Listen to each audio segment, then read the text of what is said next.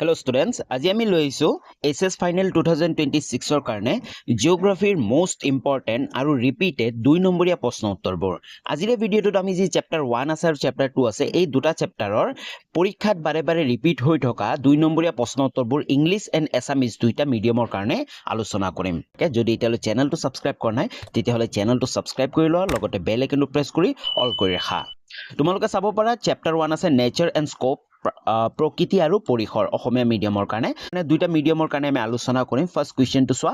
Name two subfield of human geography, মানৱ ভূগোলৰ দুটা শাখা ক্ষেত্ৰৰ নাম লিখা। এই কোৱেশ্চনটো বহুত ইম্পৰ্টেন্ট কোৱেশ্চন, তোমালোকে চাব পাৰা SS 14, 16 and 23 ৰিপিট হৈ থাকে এই প্ৰশ্নটো। তো প্ৰথমতে ইংলিছ মিডিয়ামৰ কাৰণে চোৱা, two subfield of human geography আৰ economic geography and political geography, হয়নে? এই যে হিউমেন জিওগ্ৰাফিটো আছে, হিউমেন জিওগ্ৰাফি এটা কি হয়? সাবফিল্ড হয় জিওগ্ৰাফি, জিওগ্ৰাফিৰ এটা সাবফিল্ড হয়। আৰু এই হিউমেন জিওগ্ৰাফিত আমি যিবোৰ ষ্টাডি কৰোঁ, যিবোৰ আমি অধ্যয়ন কৰোঁ, সেইবোৰ হৈছে হিউমেন জিওগ্ৰাফিৰ সাবফিল্ড। তো কি ষ্টাডি কৰোঁ? Economic geography and political geography. Asomiya মিডিয়ামৰ কাৰণে একেবাৰে সহজ, অৰ্থনৈতিক ভূগোল আৰু ৰাজনৈতিক ভূগোল। এই কুৱেশ্যনটো কিন্তু ভেৰি ভেৰি ইম্পৰ্টেণ্ট। 2 নম্বৰৰ কাৰণে ইম্পৰ্টেণ্ট, নাইবা তোমালোকৰ 1 নম্বৰৰ কাৰণেও তোমালোকক দি দিব পাৰে যে right one subfield of human geography, মানৱ ভূগোলৰ এটা শাখা ক্ষেত্ৰৰ নাম লিখা বুলিও এইবাৰ হাফ ইয়াৰলি এক্সামত বহু কেইখন ডিষ্ট্ৰিক্টত কিন্তু আহি গৈছে। নেক্সট কুৱেশ্যন লাগবাহু কুৱেশ্যন নাম্বাৰ 2 টো চোৱা,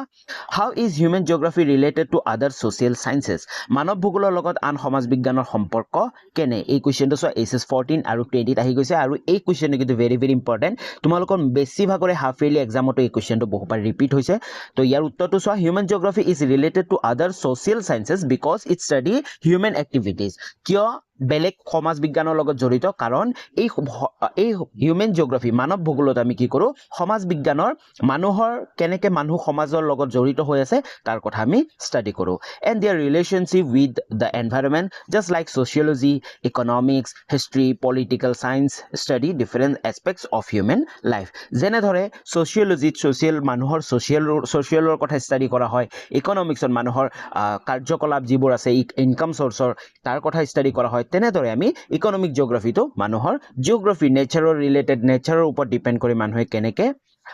উপাৰ্জন কৰি আছে তাৰ কথা আমি আলোচনা কৰোঁ। তো অসমীয়া মিডিয়ামৰ কাৰণে চোৱা, মানৱ ভূগোলৰ লগত আন সমাজ বিজ্ঞানৰ সম্পৰ্ক আছে কাৰণ ই মানুহৰ বিভিন্ন কাৰ্যকলাপ আৰু পৰিৱেশৰ সৈতে সেইবোৰৰ সম্পৰ্ক অধ্যয়ন কৰে। সমাজবিদ্যা, অৰ্থনীতি,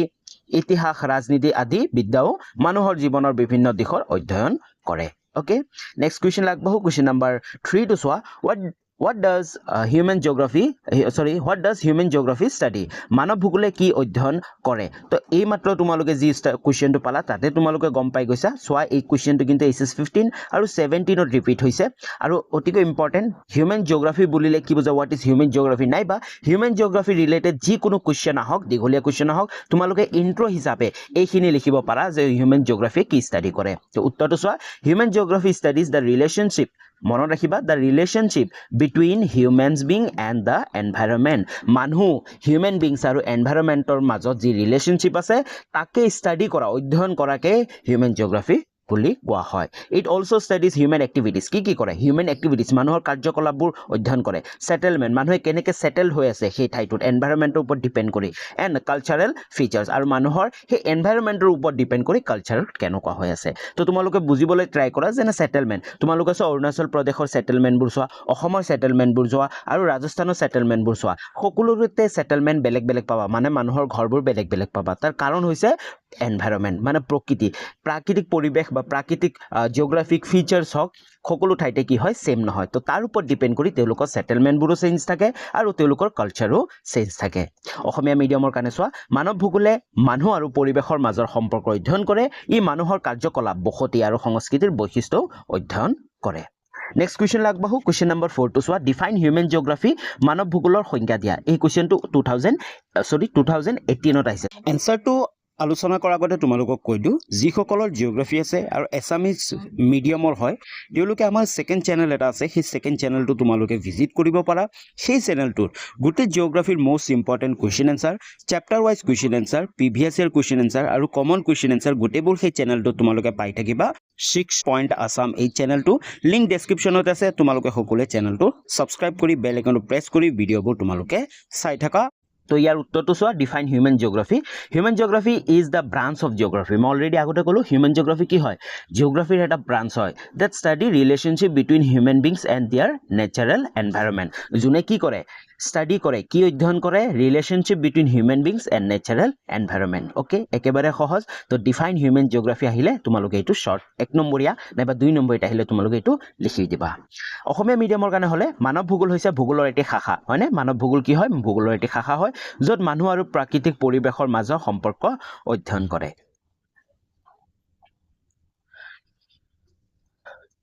নেক্সট question number 5 to চোৱা how do you calculate the density of population in a region একোটা অঞ্চলৰ জনসংখ্যাৰ ঘনত্ব কেনেদৰে হিসাব কৰি উলিয়াবা এই প্ৰশ্নটো তোমালোকে চোৱা SS 2000 এই প্ৰশ্নটো তোমালোকে চোৱা SS 2020 আহি গৈছে আৰু এই কোৱেশ্চনটো কিন্তু ভেৰি ইম্পৰ্টেন্ট কোৱেশ্চন কাৰণ পপুলেশন ডেন্সিটিৰ ওপৰত কিন্তু প্ৰতিটো বছৰতে কোৱেশ্চন অহা দেখা যায় হয়তো তোমালোকক লিখিবও দিব পাৰে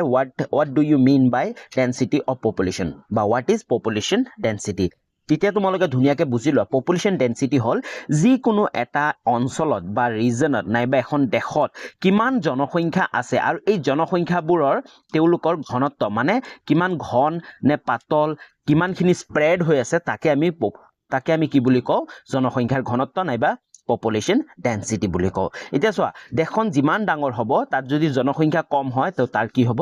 জনসংখ্যাৰ ঘনত্ব পপুলেশন ডেন্সিটি কম হ'ব আৰু যদি দেশখন যদি এটা সৰু দেশ হয় লাইক এক্সাম্পল বাংলাদেশ হয় বাংলাদেশ এখন বহুত সৰু দেশ কিন্তু বাংলাদেশৰ জনসংখ্যাৰ ঘনত্ব নাইবা পপুলেশন ডেন্সিটি ভাৰততকৈ বেছি কাৰণ তেওঁলোকৰ এৰিয়া কম ঠাই কম কিন্তু মানুহৰ সংখ্যা বহুতে বেছি বুজি পাইছা তো ইয়াৰ কাৰণে ইয়াক কোনটো ফৰ্মুলা ইউজ কৰা হয় ফৰ্মুলাটো জানি লবা পপুলেশন ডেন্সিটিৰ কাৰণে আমি ফৰ্মুলা ইউজ কৰো টোটাল পপুলেশন ডিভাইডেড বাই টোটাল এৰিয়া তো আমাৰ যিকোনো এটা ঠাই বা ৰিজন নাইবা দেশৰ আমাৰ কি লাগিব টোটাল পপুলেশন সম্পূৰ্ণ আমাৰ গুটি কিমান পপুলেশন আছে জনসংখ্যা লাগিব সেই জনসংখ্যাক আমি টোটাল এৰিয়া সেই ৰিজনটো বা সেই দেশটোৰ এৰিয়া কিমান সেই এৰিয়া দি আমি হৰণ কৰিলে আমি পপুলেশন ডেন্সিটিটো পাই যাম অসমীয়াৰ কাৰণে চোৱা জনসংখ্যাৰ ঘনত্ব ফৰ্মুলাটো হৈছে মুঠ জনসংখ্যা হৰণ মুঠ ক্ষেত্ৰফল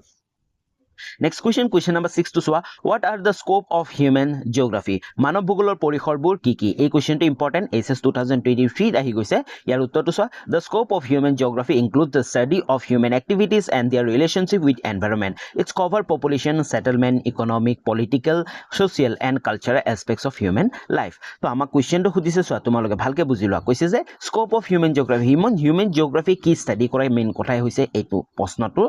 মেইন মিনিং তো চোৱা the scope of human geography includes কি include আছে the study human activities মানুহৰ কাৰ্যকলাপ and their relationship with the environment already বহুবাৰ এই প্ৰশ্নটো আমি এনসাৰটো পঢ়িলো human geography study about human activities and their relationship with environment কি কভাৰ থাকে পপুলেশন কভাৰ থাকে আমি পপুলেশনৰ কথা ষ্টাডি কৰো সেটেলমেন্টৰ কথা ষ্টাডি কৰো ইকোনমিকৰ কথা ষ্টাডি কৰো পলিটিকেলৰ কথা ষ্টাডি কৰো সোশিয়ালৰ কথা ষ্টাডি কৰো and cultural aspects বোৰ ষ্টাডি কৰো human লাইফৰ বুজি পাইছা next question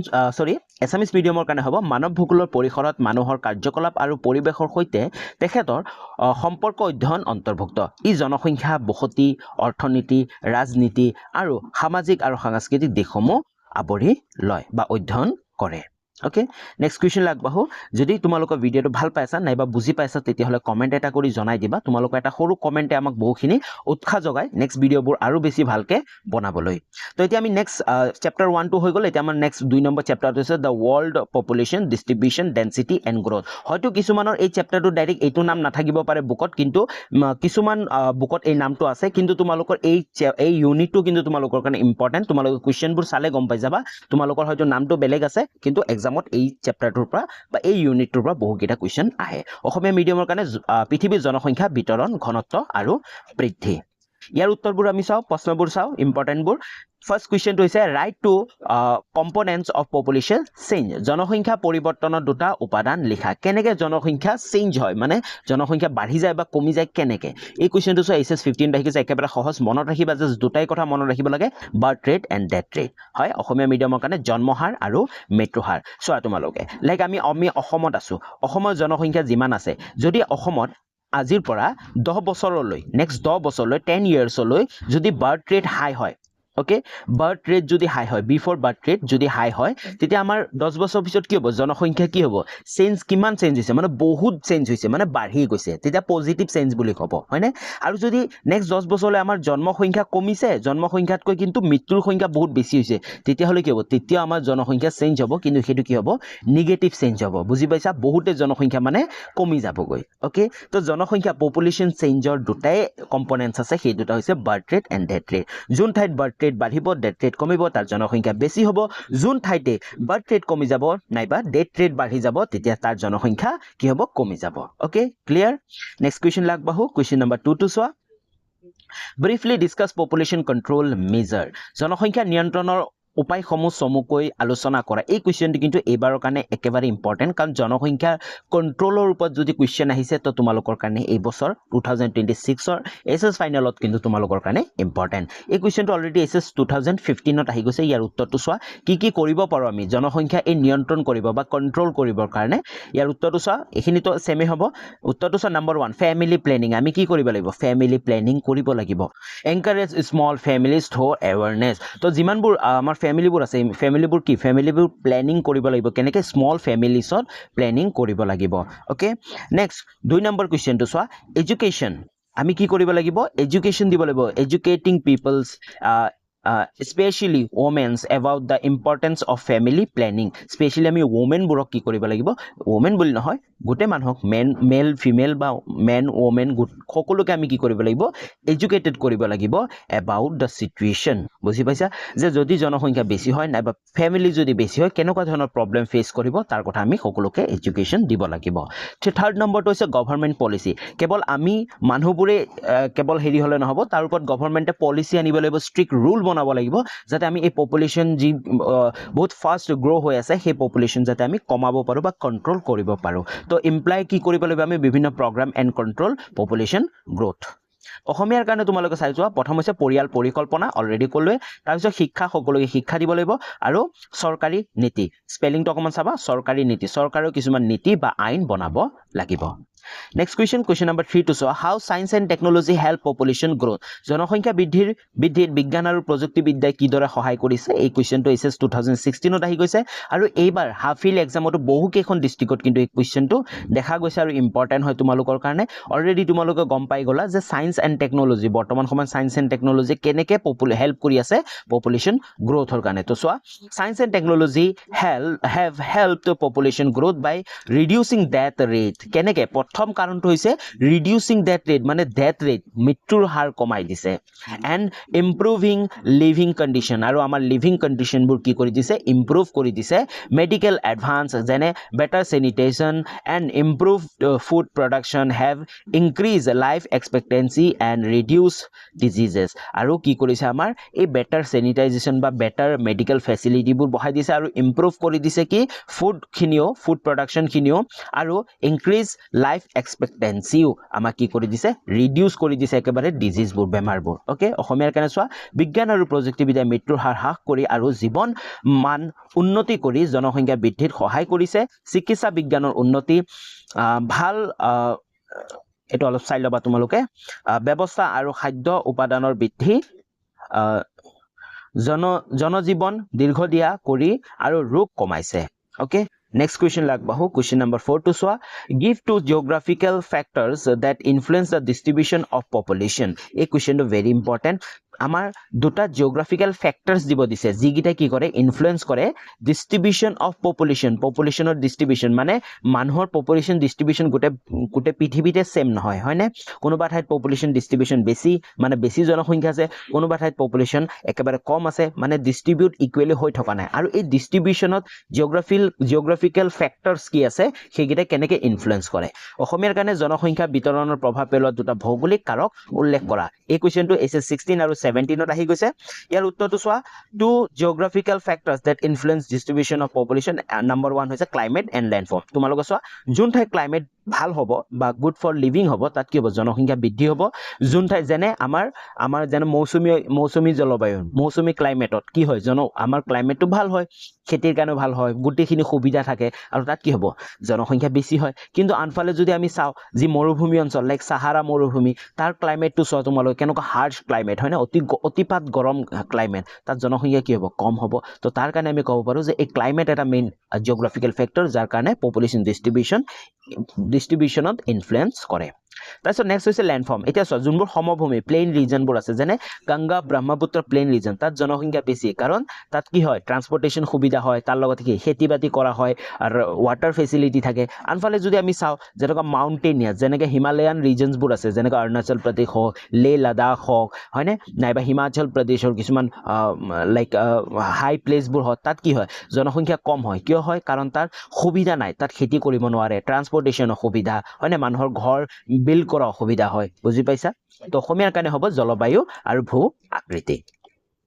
next question number 5 টো চোৱা what is population explosion why is this so জনসংখ্যা বিস্ফোৰণ কি এনে কিয় হয় তো জনসংখ্যা বিস্ফোৰণ কি এই কুৱেশ্যনটো এসে 17 ত আহি গৈছে ইয়াৰ উত্তৰটো চোৱা population explosion means a very rapid and sudden increase in population তো এক্সপ্লোশ্যন মানে হৈছে পটকে এক্সপ্লোড হৈ যোৱা যেনে very rapid and sudden increase in পপুলেশ্যনত যদি ভেৰি ৰেপিডলি আৰু সাডেনলি যদি পপুলেশ্যন বাঢ়ি যায় তেতিয়াহ'লে কি হ'ব পপুলেশ্যন এক্সপ্লোশ্যন হোৱা বুলি কোৱা হ'ব it happened because of a high birth rate and a rapid fall in death rate due to medical and technological progress তো এটো কেতিয়া হয় যেতিয়া বার্থ রেট বহুত হাই হ'ব আৰু ডেথ ৰেট যদি একেবাৰে কমি যায় ডিউ টু কিহৰ কাৰণে মেডিকেল এণ্ড টেকনলজিকেল প্ৰগ্ৰেছৰ কাৰণে তো কি কোৱা বুলি কোৱা হ'ব পপুলেশ্যন এক্সপ্লোশ্যন বুলি কোৱা হ'ব যেটো ভাৰতত বৰ্তমান সময়ত হৈ আছে অসমীয়াৰ কাৰণে তোমালোকে চাই লোৱা জনসংখ্যা বিস্ফোৰণ বুলি বুজায় জনসংখ্যাৰ একদম দ্ৰুত আৰু অত্যাধিক বৃদ্ধি এইটো হয় কাৰণ জন্মৰ হাৰ অধিক আৰু চিকিৎসা আৰু প্ৰযুক্তিৰ উন্নতিয়ে মৃত্যুৰ হাৰ হ্ৰাস পাইছে মানে হ্ৰাস পালে চিকিৎসা ডেভেলপ হ'লে চিকিৎসা বিজ্ঞান আৰু প্ৰযুক্তিবিদ্যা উন্নতি আৰু মৃত্যুৰ হাৰ যদি একদম হ্ৰাস পায় তেতিয়া পপুলেশ্যন এক্সপ্লোশ্যন বা জনসংখ্যা বিস্ফোৰণ বুলি কোৱা হ'ব ওকে তো নেক্সট কুৱেশ্যন নম্বৰ 6 টো চোৱা give a description of the occupational structure of the world population পৃথিৱীৰ জনসংখ্যা ব্যক্তিগত গাঁথনিৰ বিৱৰণ দিয়া এই কুৱেশ্যনটো ভেৰি ইম্পৰ্টেণ্ট এইচএছ 2017 ত আহি গৈছে তো গোটেইখিনি আমাৰ তোমালোক অলৰেডি গম পোৱা যে অকুপেশ্যন ষ্ট্ৰাকচাৰ কেনেকুৱা তো ইয়াৰ মেইনলি কি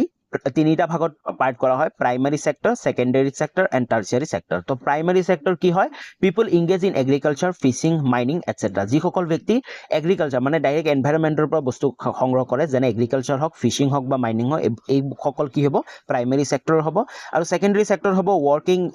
ইন ইন্ডাষ্ট্ৰিজ এণ্ড মেনুফেকচাৰিং যিসকল মানুহে ইন্ডাষ্ট্ৰিজত কাম কৰে নাইবা কিছুমান বস্তু বনায় প্ৰাইমাৰী সেক্টৰৰ পৰা সংগ্ৰহ কৰা বস্তুবোৰ হেল্প লৈ কিবা নতুন বস্তু এটা মেনুফেকচাৰ কৰে তেওঁলোক হ'ব কি হ'ব সেকেন্ডাৰী সেক্টৰ হ'ব আৰু tertiary sector people involve like services like transport trade education and health তো যিসকলে সাৰ্ভিস মানে সেৱা আগবঢ়াই থাকিব তেওঁলোক কি হ'ব টাৰ্চিয়াৰী সেক্টৰৰ ভাগত পৰিব আৰু এক্সাম্পল যেনে transport trade education and health তো অসমীয়া মিডিয়ামৰ কাৰণে একে প্ৰাথমিক ক্ষেত্ৰ হৈছে কৃষি মৎস্য খনন আদি নিযুক্ত লোক তাৰপিছত দ্বিতীয় ক্ষেত্ৰ হৈছে শিল্প আৰু সামগ্ৰী নিৰ্মাণত নিযুক্ত লোক আৰু যিটো তৃতীয় ক্ষেত্ৰ হৈছে সেইটো হৈছে পৰিবহণ ব্যৱসায় শিক্ষা চিকিৎসা আদি সেৱা ক্ষেত্ৰত নিযুক্ত লোক ওকে তো এইখিনিলৈ আছিল আমাৰ এই দুটা চেপ্টাৰৰ 2 নম্বৰীয়া ভেৰি ইম্পৰ্টেণ্ট পৰীক্ষাত ৰিপিট হৈ থকা কুৱেশ্যনছবোৰ আশা কৰোঁ তোমালোকে ভিডিঅ'টো ভাল পাইছা আৰু তোমালোকে যদি এই দুইটা চেপ্টাৰ বা জিঅ'গ্ৰাফিৰ গোটেইকেইটা চেপ্টাৰৰ most important question answer Assamese মিডিয়ামত যদি চাব বিচৰা তেনেহ'লে আমাৰ সেকেন্ড চেনেলটো সাবস্ক্ৰাইব কৰি লোৱা সেই সেকেন্ড চেনেলটোত আমাৰ গোটেইখিনি ভিডিঅ' তোমালোকে পাই যাবা উইথ ইজিলি এক্সপ্লেনেশ্যন তো এই ভিডিঅ'টো ডেছক্ৰিপশ্যনতে লিংক আছে তোমালোকে সেই চেনেলটো সাবস্ক্ৰাইব কৰি লোৱা তো পুনৰ লগ পাম নতুন এটা ভিডিঅ' লৈ তেতিয়ালৈ বাই বাই